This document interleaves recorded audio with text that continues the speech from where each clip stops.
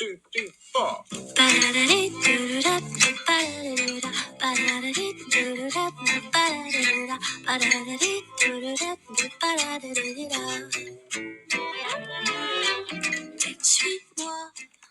Hola a todos. En nuestro episodio anterior hablamos sobre el estrés y la ansiedad. Vimos también cómo la ansiedad es una emoción normal, pero que puede enfermarse. Así que hoy vamos a mencionar en forma muy general las 4 maneras más frecuentes en que la ansiedad toma el control en la vida de una persona. Para esto, vamos a acercarnos de manera global al cerebro, ese órgano prodigioso que nos hace ser seres humanos, con luces y sombras como especie. Cerca de 100.000 millones de neuronas formando una complejísima red bioquímica y eléctrica que procesa todas las actividades que hacemos con nuestro cuerpo y con nuestra mente como humanos. Imaginémonos el cerebro como un órgano con una forma de guante de boxeo dividido en 2 mitades, una izquierda y otra derecha. El cerebro es un órgano muy arrugado, cuya parte más superficial es como una cáscara, llamada corteza cerebral. Tiene un espesor de unos 3 a 4 milímetros y está formada por los cuerpos de las neuronas. Por eso es de un color grisáceo y es la responsable de procesar la manera como percibimos a través de los sentidos e interpretar esas percepciones. También se encarga de que imaginemos, de que pensemos, de nuestro juicio y nuestra toma de decisiones. En lo profundo del cerebro se encuentra el llamado sistema límbico, que consta de varias estructuras interconectadas que incluyen, entre otras, la amígdala, el hipotálamo, el hipocampo y la circunvolución del cíngulo. Esta parte de la que les estoy hablando es la encargada del manejo de todas nuestras pasiones, nuestras emociones, de toda esa parte que nos hace interactuar con el otro. Imaginemos entonces una situación cotidiana en Bogotá, la capital de mi país, Colombia.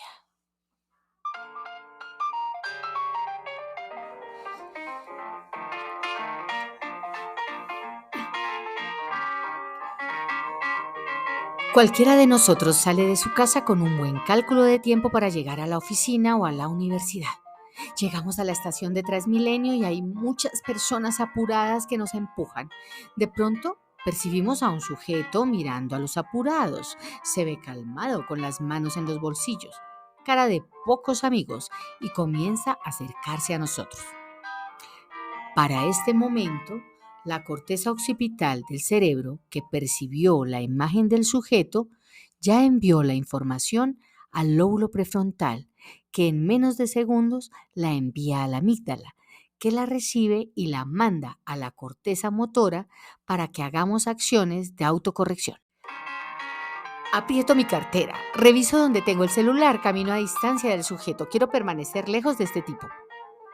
Por otro lado, la corteza prefrontal, que produce pensamientos como, este hombre parece peligroso, no debo dar la espalda, ya casi viene el bus, debo llegar a tiempo. Esta información vuelve a la amígdala, que a su vez se encarga de segregar las sustancias que nos van a preparar para defendernos o para huir. Seguimos en la estación, vemos pasar los minutos, miramos el reloj, pero el bus que esperamos no llega. Entonces pensamos, por medio de la corteza cerebral, frontal y prefrontal, en lo que podemos hacer. Tal vez tomemos otro bus o salir de la estación y tomemos un taxi, pero También, por medio del hipocampo, recordamos aquella vez que perdimos un parcial por llegar tarde, aquel trabajo que nos sancionaron por la misma razón. Recordamos que hoy tenemos una reunión importante que no hemos preparado completamente. Recordamos también el relato del noticiero en el que contaban que una persona fue atacada recientemente en la estación de Transmilenio. El hipocampo, a su vez, estimula al hipotálamo para que produzca neurotransmisores. Estos estimulan a la hipófisis y esta, a través de la sangre, estimula a unas glandulitas pequeñitas que están ubicadas en la parte de atrás del abdomen por encima de los riñones que se llaman glándulas suprarrenales. Estas son las encargadas de producir adrenalina y el famoso cortisol, que es la hormona de producción cíclica encargada, entre otras cosas, de que tengamos un ciclo de sueño-vigilia normal y que mantiene nuestra inmunidad normal, pero que producido en forma aumentada por estrés continuo, van tanto la adrenalina como el cortisol a acelerar el latido del corazón, producir un aumento de la tensión arterial, rigidez de las arterias, alteración en nuestro ciclo sueño-vigilia, sensación de cansancio diurno, sudoración, boca seca, tensión muscular y a la larga envejecemos prematuramente.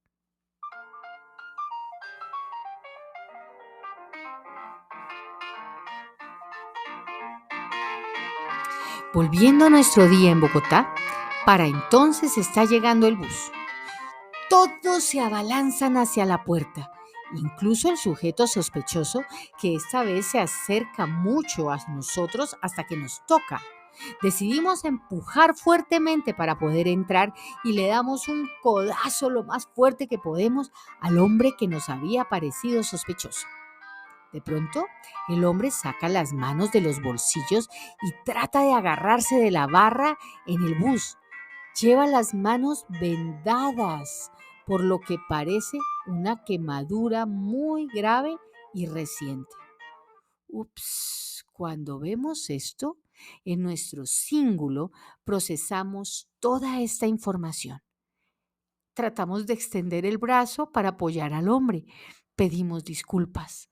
Nuestro ritmo cardíaco se normaliza y baja la tensión.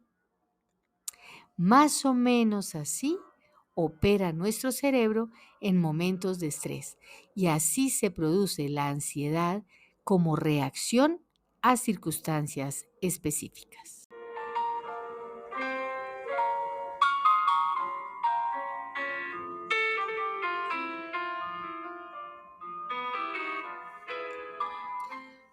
Cuando hay patologías o trastornos de la ansiedad, ocurren cambios cerebrales porque a nivel neuroquímico, las conexiones neuronales de las que hablamos recientemente en el ejemplo que les ponía, que son las que están encargadas de regular las respuestas, no están funcionando adecuadamente.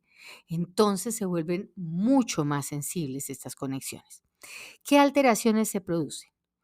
Primera, que se activa la ansiedad en momentos en que no es necesario. Segunda, que se activa en forma mucho más intensa que lo que el estímulo original lo amerita. Y tercera, que se presente con una duración muy exagerada y que no concuerda con el estímulo. Por ejemplo, en el trastorno de ansiedad generalizado, vamos a ver entonces las 4 maneras en que se altera más frecuentemente la ansiedad. El más frecuente de todos es el trastorno de ansiedad generalizado, probablemente uno de los principales motivos de consulta en mi práctica clínica actualmente. En este trastorno hay un estado de alerta en el que la persona permanece la mayor parte del día, casi todos los días, por al menos 6 meses. Imagínense, es como la persona de la historia que acabamos de ver, estando en una situación por más de 6 meses, un tiempo larguísimo. No hay en este caso situaciones estresoras especiales, sino un estado de nerviosismo y de inquietud que no se puede controlar. La persona se siente atrapada, cansada porque su sueño tampoco es reparador. Nos sentimos irritables, a veces con síntomas físicos como dolor de cabeza, contracturas musculares. Es muy difícil centrar la atención. La parte del cerebro que está más implicada en este caso es la amígdala, que está a toda marcha. Pero la conexión con la corteza prefrontal, que sería la zona del cerebro encargada de prestar atención, tomar decisiones, enfocarse, contemplar y estar presente, está bloqueada. Por eso se siente miedo, miedo a perder el control, miedo a sufrir, miedo a enfermar gravemente e incluso miedo a morir, aunque en realidad no se esté en una situación de peligro.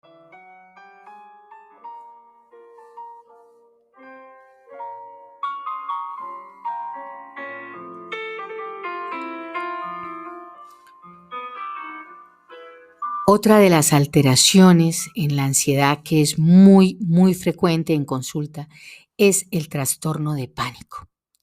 El trastorno de pánico es la cima, es el pico máximo de la ansiedad patológica. En ella se alteran dos cosas. Suele no haber un estímulo suficiente y desencadenante. O si hay un estímulo, es mínimo y no justifica el nivel de ansiedad que presenta la persona. Segundo, la respuesta ansiosa que tiene es muy exagerada. Para que hablemos de trastorno de pánico, tienen que haber habido al menos 2 episodios o ataques de pánico. Un ataque de pánico es una crisis súbita, de corta duración, de iniciación espontánea, muy intensa. El paciente comienza a sentir una taquicardia tremenda, una sensación de nudo en la garganta, los labios siente que se le duermen, tiene conciencia de su latido cardíaco, conciencia de su respiración, le hormiguean las manos, los pies, empieza a temblar, suda, siente ganas de salir corriendo y por otro lado tiene pensamientos de temor a estar solo, temor a morir, siente que se está infartando o que le está pasando algo muy, muy grave. O también puede estar pensando, voy a perder el control, mi pensamiento está fuera de mi control, estoy enloqueciendo. Es muy frecuente que el trastorno de pánico sea un motivo de consulta en las unidades de urgencia, incluso de tercer nivel, porque la persona piensa que realmente está muriendo. También puede ocurrir que el paciente sienta una sensación de ser extraño de sí mismo. Eso se llama despersonalización, como que no me hallo, como que no soy yo. Se pueden observar otros síntomas mucho menos frecuentes. Algunas personas eso depende también de la estructura de la personalidad y de la cultura. Por ejemplo, la persona comienza a llorar de manera incontrolable o tiene un terrible dolor de cabeza o grita o tiene zumbidos o pitos en los oídos. Dos cosas que suelen ocurrir en el trastorno de pánico son que una vez que termina el ataque, que dura máximo 10, 15 minutos, la persona sigue con un temor a tener un nuevo ataque por un tiempo bastante largo, que puede llegar a un mes o más. Y también con cambios en la conducta tratando de evitar que le repita. Por ejemplo, no pasar por el lugar en el que le dio o, no, o si estaba, por ejemplo, haciendo un deporte, dejar de hacer ese deporte. Entonces eso comienza a alterarle la vida a esa persona.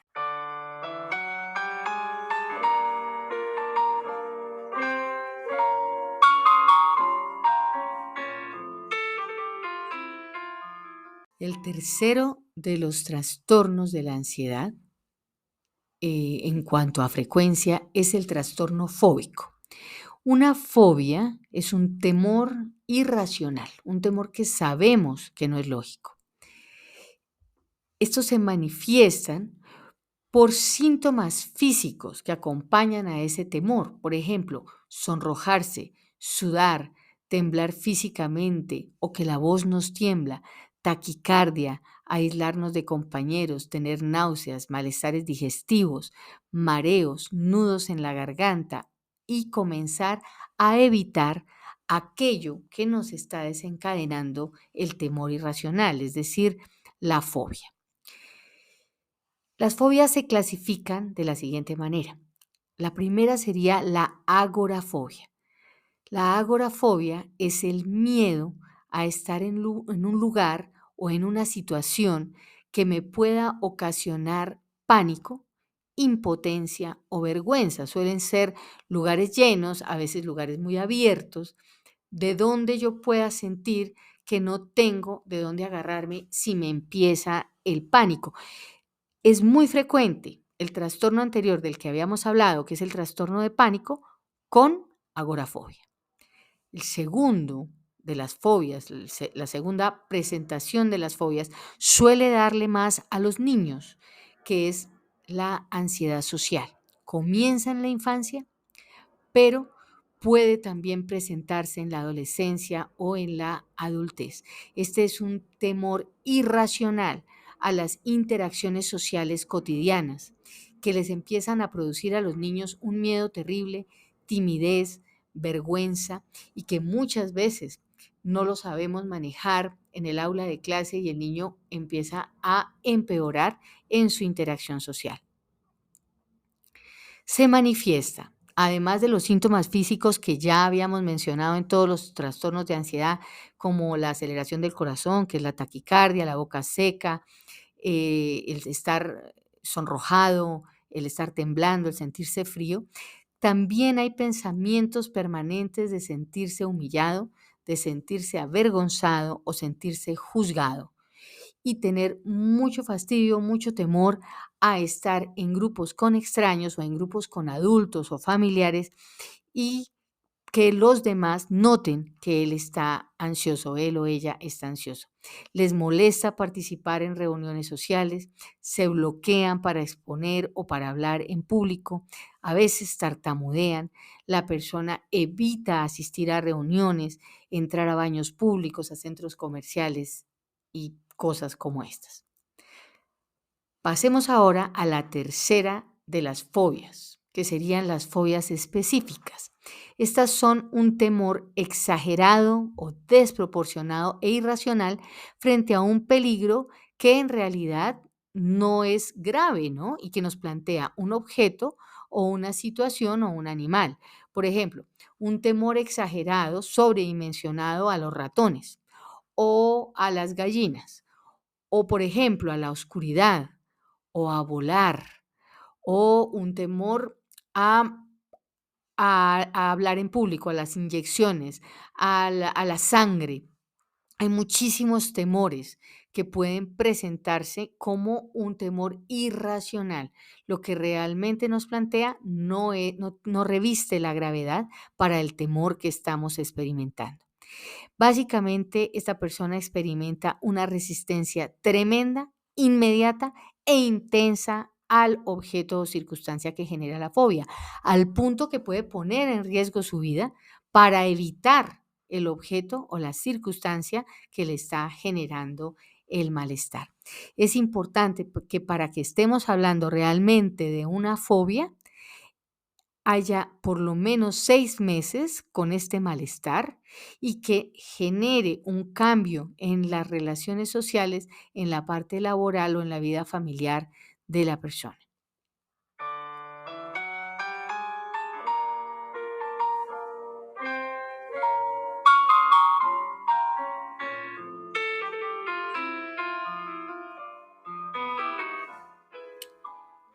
Por último, vamos a hablar del trastorno obsesivo compulsivo. El trastorno obsesivo compulsivo es el cuarto de los trastornos que estarían muy vinculados con la ansiedad en cuanto a la frecuencia de presentación en la consulta clínica. Se caracteriza por pensamientos irracionales que llamamos obsesiones. Estos como que se le meten a la persona en la cabeza y aunque sabe que son ilógicos, no puede sacarlos de allí. Y estos a su vez provocan comportamientos o pensamientos repetitivos que la persona hace para disminuir la ansiedad que le producen los primeros pensamientos, los pensamientos obsesivos. Estas conductas o pensamientos que intentan disminuir la ansiedad se llaman compulsiones y no tienen relación alguna con las obsesiones. Tanto las obsesiones como las compulsiones consumen muchísimo tiempo, más de 1 hora por día, y causan mucha angustia.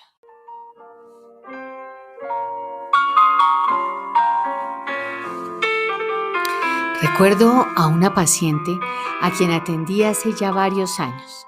Ella era una chica de 16 años que venía de una vereda rural de la zona cafetera en Colombia. Fue traída por sus hermanos que estaban muy preocupados por su conducta. Ella había terminado su bachillerato y había ganado el premio al mejor examen del ICFES del país, que por supuesto no es un logro menor. Venía de una familia con pocos recursos y tenía una inteligencia superior. Como premio por haber obtenido ese prestigioso lugar entre los bachilleres del país, la chica podía elegir estudiar en la universidad pública o privada que escogiera y recibiría una beca para su sustento durante todo su tiempo de estudio. Sin embargo, mi paciente, que había elegido estudiar medicina en la Universidad Nacional de Colombia, lo cual era su sueño, no llegó a presentarse para ratificar su condición de estudiante debido a que nunca logró llegar durante el tiempo estipulado por la universidad. Según contaban los hermanos, diariamente la veían levantarse, hacer algunos giros, cosas raras, caminar despacio. A veces llegaba a tomar el bus hacia la capital, pero luego la veían regresar muy frustrada y en muchas ocasiones ni siquiera comía. Al hablar con ella, me contó que tenía en su cabeza la idea de que sus padres y hermanos podrían enfermar gravemente o morir, y que trataba de hacer acciones físicas y repetir pensamientos para evitar que algo malo les ocurriera.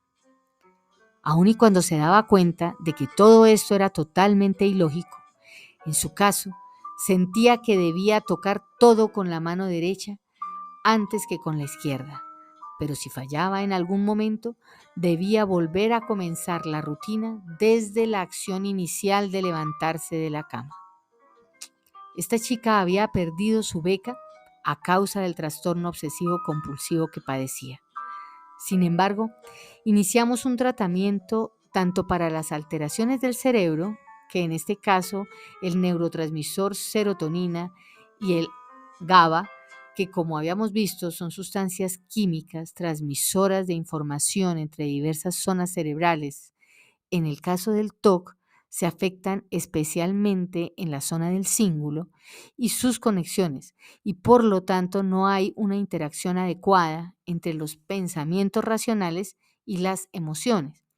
Entonces, dimos tratamiento para esta parte biológica a través de los inhibidores de recaptación de serotonina, y para los pensamientos y conductas alteradas, trabajamos desde la psicoterapia, desde una modalidad de psicoterapia que se utiliza específicamente para esto. Se hizo psicoeducación de la familia, se les explicó que ella no era perezosa y que no estaba loca como ellos pensaron.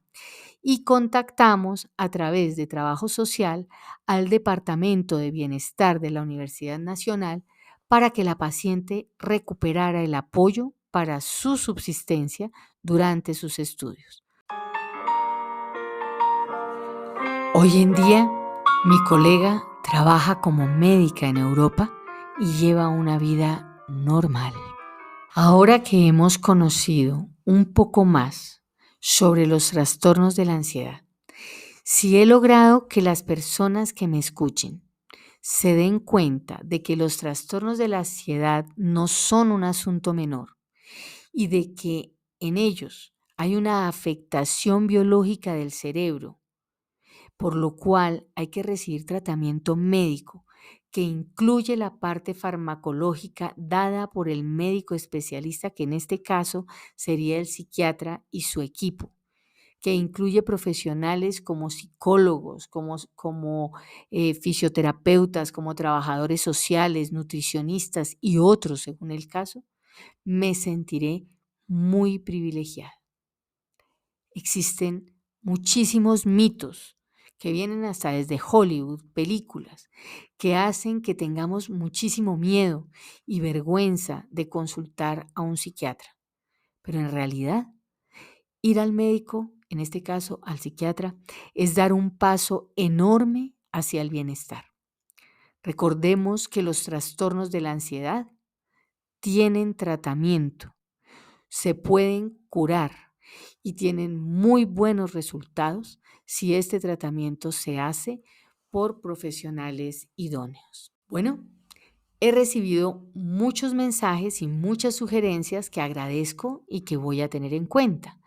Una de ellas será un próximo taller virtual sobre la ansiedad que voy a realizar en el mes de noviembre. Pronto les estaré compartiendo información para que tengamos esta experiencia juntos. Esperen en una semana un nuevo episodio sobre la ansiedad. Vamos a hablar de las formas de personalidad, de los rasgos de nuestra manera de ser que generan ansiedad, de los tipos de relaciones que construimos, de las personas de las que nos rodeamos. Algunas nos suman y cómo a veces elegimos personas que nos restan o nosotros elegimos también restarle a la vida de otras personas. Cómo prevenir y cómo mejorar los síntomas ansiosos en cuanto a nuestros vínculos. Los abrazo. Suis-moi, on y est presque. Suis-moi, là où rien ne presse. Suis-moi, et v'là que nous y voilà. Ta-da-di-dou-dou.